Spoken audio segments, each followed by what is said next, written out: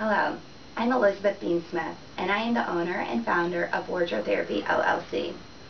Wardrobe Therapy is a fashion consulting firm located in Columbus, Ohio, and it was founded in August of 2006. We focus on the following three areas: wardrobe consulting, showing a client how to wear and work with the clothing that he or she owns while identifying their shape and silhouette; personal shopping, creating an effective shopping list where a stylist can go shopping with a client, for a client, or the client can complete the process on his or her own using that style file; and closet organization. Closet organization is really working with a client to allow them to shop their closet more effectively. Wardrobe Therapy has recently expanded into the Cincinnati market with a full-time stylist, Ivy Pitzler.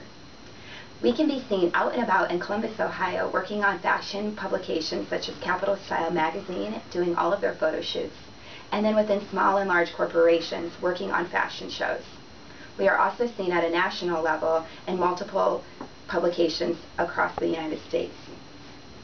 We are excited to be part of this opportunity, and we welcome you into our German Village office, where really this isn't our office, the client's home is our office.